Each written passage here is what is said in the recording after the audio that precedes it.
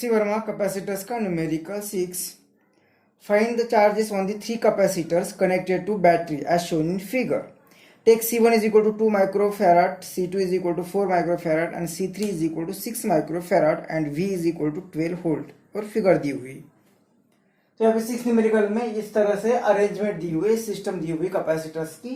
एक कैपेसिटर की वैल्यूज दी C1 2 microfarad, C2 4 और C3 6 माइक्रोफैराड और बैटरी दी 12 वोल्ट. हर एक कैपेसिटर पर कितना चार्ज होगा, मतलब ये C1 है तो यहाँ पे चार्ज अगर Q1 है तो वो कितना है, ये C2 है यहाँ पे Q2 चार्ज है तो वो कितना है और ये Q3 चार्ज है तो वो कितना है, ये हमें फाइंड करना है.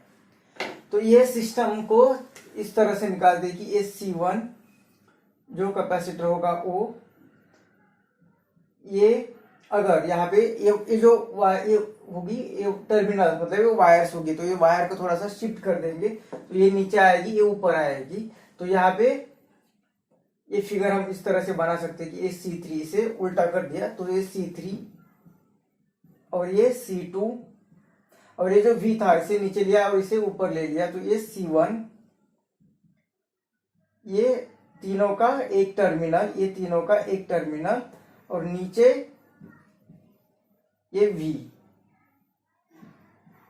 ये V प्लस माइनस ये बैटरी या इसे यहाँ पे ही कनेक्ट कर दिया इस तरह से.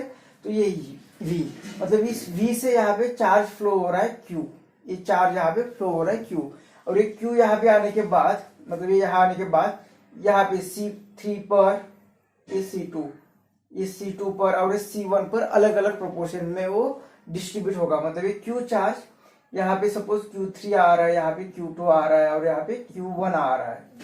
तो ये चार्ज यहाँ पे से यहाँ पे जो निकल रहा है पॉजिटिव तो Q चार्ज जो आ रहा है तो ये Q चार्ज तीन अलग अलग जगह पे अलग अलग, यहाँ पे Q1 आ जाएगा, यहाँ पे Q2 आ जाएगा और यहाँ पे Q3 आ जाएगा. तो वो चार्ज हमें फाइंड करना है. तो तीनों के अक्रॉस, तीनों कैपेसिटर के अक्रॉस एक ही बैटरी है, मतलब पोटेंशियल डिफरेंस इसके अक्रॉस जितना होगा V उसके अक्रॉस भी उतना ही होगा, इसके अक्रॉस भी उतना ही पोटेंशियल डिफरेंस होगा और वो पोटेंशियल डिफरेंस रहेगा 12 वोल्ट.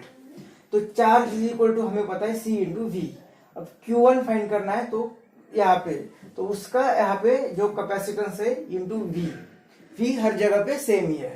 तो ये Q1 की वैल्यू कितनी आएगी तो कैपेसिटेंस दिया है 2 माइक्रोफैराड, मतलब फैराड में करेंगे तो -6 से मल्टीप्लाई करेंगे और नहीं करेंगे तो वो चार्ज भी माइक्रो कूलम में आएगा. तो 2 माइक्रोफैराड और V दिया हुआ 12 वोल्ट तो Q1 आएगा 24 माइक्रो कूलम.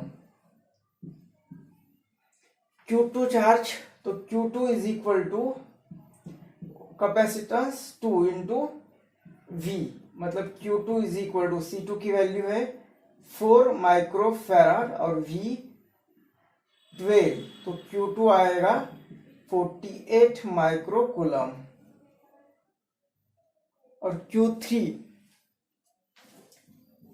ये आएगा C3 और ये V. तो Q3 is equal to C3 की वैल्यू है 6 माइक्रोफैराड और V 12 तो Q3 इज इक्वल टू